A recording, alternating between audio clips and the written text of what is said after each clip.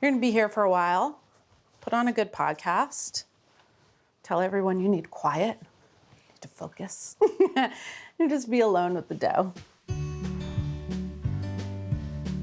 In this chapter, I'm going to show you how to make fresh pasta by hand. The shape I'm making is Cavatelli. I'm also going to show you a super simple brown butter and sage sauce. It's classic and a delicious way to serve this pasta.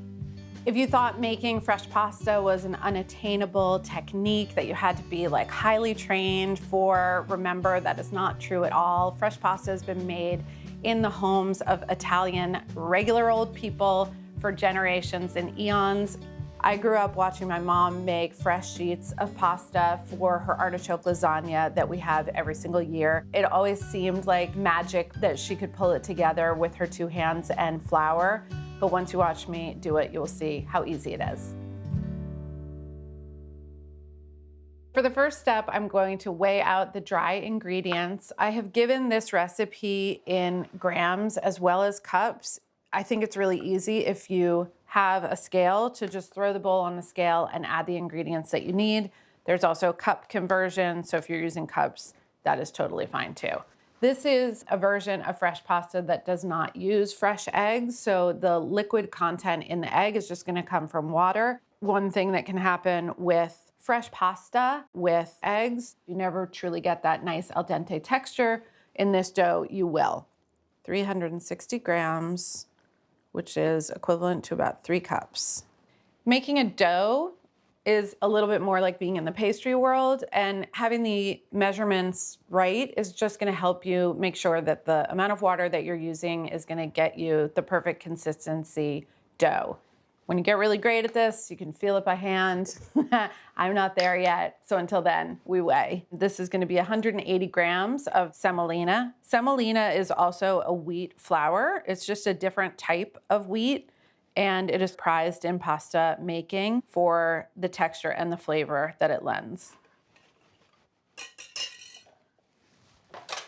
And now the flour mixture is gonna go straight onto my cutting board. I'm gonna go ahead and use my hands for most of this process. And I'm just creating a big well. I wanna be able to see the surface of the cutting board, but not thinning out this outer retaining wall. It needs to hold the water that I'm about to add. I have a little bit more than a cup of water here, so I'm just gonna hold back a tad. In case the dough feels dry, I can always sprinkle a little bit more on. Now I'm switching to a fork. What I'm going to do is really slowly and gradually pull the flour mixture into the water, working around in a circular motion and just lightly tapping and catching some of the flour and mixing it into the liquid. If all of this water eventually has to end up in the flour, why can't you just pour it in and mix it together? What happens when you do that is that the flour is going to stick to the water in really giant clumps. So it's really important to just go slowly, whisking it until the mixture in the center starts to resemble a really thick paste, and then you can go a little bit faster. This mixture is looking really great. It's very close. It's the texture of glue or rubber cement, and this is when I'm gonna add a pinch of salt. The dough in the center is starting to get almost too thick to mix with the fork, and that's where I'm gonna switch over to using my hands. Same basic idea. I'm just drawing the dry flour into this mass. Once you get to the place where this dough is thick enough that you can actually start to turn it over and knead it a bit, we can pick up more flour as we go. I know it looks like there's a good amount of flour left on the board. I'm gonna continue to use that throughout the process as I'm shaping and storing the dough. But at this point, this is where I want to be. The dough feels very elastic. It is still a little bit shaggy. Any residual stickiness that's left, I will get rid of through adding a little bit more flour. So I'm sifting the flour through this fine mesh sieve to get rid of those little lumps and bumps.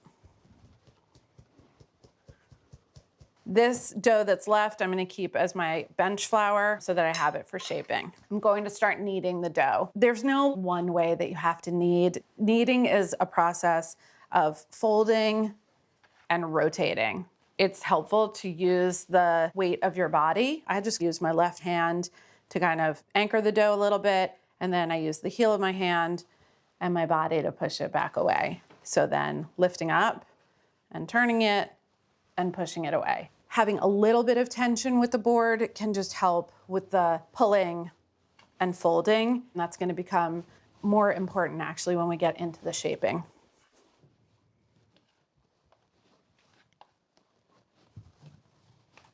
We're developing gluten, which is the protein that forms between flour and water. That's what gives the dough stretchiness and chew. And we want gluten. It's starting to have some really nice stretch to it. It definitely feels smoother. It's starting to feel shiny. I'm really happy with it. Although gluten is an important characteristic in pasta dough and one that we want, right now the dough is a little bit too bouncy, too rubbery. If I were to try to shape it now, it would not cooperate with me. So this is a damp kitchen towel. Just wrap the dough so that it doesn't dry out, but it has a chance to rest.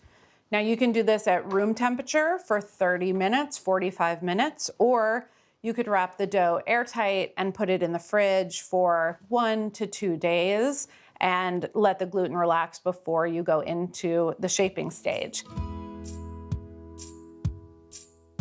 This dough has been resting for about 30 minutes. One batch makes about 1.75 pounds of pasta dough. You can definitely cut that in half if you want to have something closer to 1 pound. It's feeling a little sticky to the hand. So this is the mixture of semolina and flour that was left over. So I'm just gonna add that to my surface, a little on my hands so they don't stick. And the next step here is going to be to divide the dough into about 8 pieces. You just want pieces of dough that are small enough to easily roll into a long rope. And you want to work with the dough 1 piece at a time and keep the remaining dough covered with the same damp kitchen towel off to the side. Now that I've got the dough, I'm going to shape it, kind of tapping back into memories of playing with clay as a kid, and we want to get this into a long rope that's about 1/2 inch thick. I'm trying to keep my hands flat and basically using the underside of these 4 and working from the center out. If there's some irregularity in the shape and size of the pasta, that's sort of part of the charm. This is a handmade dough. It should look handmade. The first time I ever made cavatelli was actually in a restaurant where the chef brought in his mom and his 2 aunts to shape cavatelli. They each had their own particular little knack for doing the shapes. It was all beautiful. You can see what gluten is as far as being kind of like a rubber band. So as I stretch and pull this dough and put it down, it pulls back, just like a rubber band. That's gluten. That's stretch, that's pull, that's chewiness. Those are all great qualities. I'm gonna cut these into about 1/2 inch, 3/4 inch little nuggets. And these little pieces are ultimately gonna become the individual cavatelli. I'm just putting the lightest dusting of flour there. The motion here is pressing down and pulling the dough towards me. As it rolls over, it makes a very long, stretched out football shape that has a divot, like a little shell inside. This little groove will trap sauce. The other thing that you can use if you don't have a bench scraper is just a butter knife, holding the flat side of the blade about parallel to the surface, pressing down, and then dragging. If you have no equipment, you can totally do this with your hands. You're just gonna use 3 fingers, same motion, pushing down and then pulling towards yourself, and it will roll over kind of across your fingers. That was 1/8 of a piece of dough. So I wanna get them off of my board. Scoop these guys up in their uncooked state, spread out so they're not on top of each other. You could slide this tray into the freezer. When the cavatelli are firm enough, you could put them into a freezer bag. Any flour that's clinging to them, keep it in there and just lay them in your freezer. I can keep going with my dough until I have the amount shaped that we want.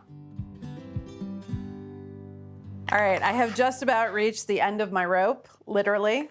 The end of my pasta rope, that is. Today, I'm just gonna go straight into the dish, which is cavatelli with the brown butter and sage sauce. This is a very classic, very simple, beautiful preparation and pairs really lovely with the fresh, ethereal, beautiful pasta that you've made. So general rule of thumb, if you're choosing between the fresh pasta or the dried pasta that is sitting in your cupboard, a more robust, highly textured sauce is gonna pair really well with a dried pasta. Fresh pastas are really delicious with light vegetable sauces, light tomato sauces, a little butter and cheese sauce, things that are going to coat the pasta without overwhelming it or hiding all the beautiful work that you've put into the texture of the pasta itself. So for the brown butter and sage sauce that I'm pairing the cavatelli with today, I need 4 tablespoons or half a stick of unsalted butter, Parmigiano for grating over, a small handful of sage leaves, 4 ounces of fresh cavatelli, kosher salt, and freshly ground pepper. Right, so I have my pan over medium heat.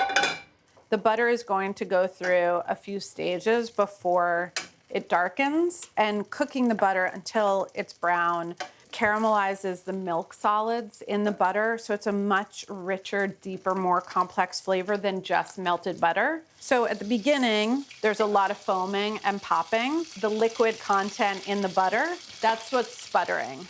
It's a good idea to stir during this process because the milk solids are gonna separate from the fat of the butter and they're gonna sink to the bottom of the pan. And as soon as it quiets down, that's a really good indication that you're almost there. If you feel like it's going too fast, you wanna get control again, I'm just lifting the pan up. That's the same exact thing as lowering the heat. The butter is golden brown, and more importantly, the milk solids that have settled on the bottom of the skillet are a beautiful toasty kind of chestnut brown. And at this point, I'm gonna kill the heat. I'm gonna add my sage to the pan. Because of the moisture in the sage, it's gonna sputter and splitter and make crackling noises again. The short cooking time of the sage at the very end of the cooking process is gonna preserve all of that fresh sage flavor while extracting all of it from the leaves themselves. I'm seasoning the sauce now with kosher salt and a little bit of pepper. The brown butter sauce is done.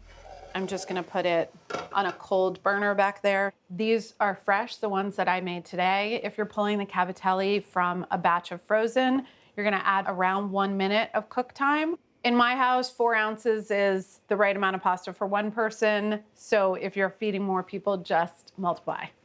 Once the water returns to a boil, they won't have a tendency to stick. This process will take around 6 minutes to tell when the pasta is done. They're going to start to float to the surface. And once they taste right, then they get to come out. There's still al dente like bite to it, and the flavor tastes like cooked dough.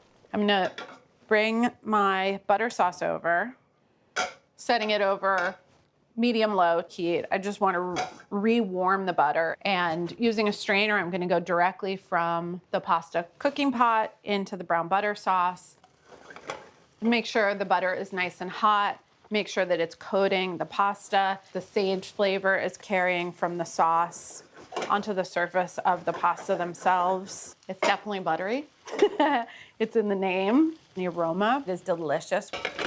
These look gorgeous. They're covered, the little brown specks of the milk solids that browned on the bottom of the skillet are now coating each piece of pasta. Just a glorious amount of bubbles popping up in between each piece. It's time to eat. This is fresh cavatelli pasta with brown butter and sage sauce and a beautiful snow-capped mountain of Parmesan cheese on top. So the flavor of the sage has completely permeated the sauce, not only in the aroma, you taste the sage in the butter. So you get this like woodsy, herby, dark piney flavor with the delicious sweet and nutty flavor of the butter. And then the noodles themselves have just the right amount of chew. And although I've just made this plate for myself, if you have a batch of cavatelli in the freezer and you make a batch of brown butter and serve this to your friends and your family, they would die of happiness. Secretly, you know how easy it is, but you know, when you get those compliments, you just say, oh, it's my pleasure. Thank you so much.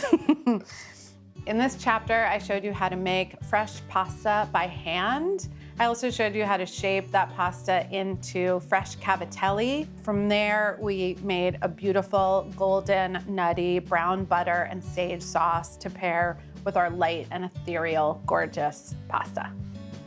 I hope you enjoy eating it and making it as much as I do with my family.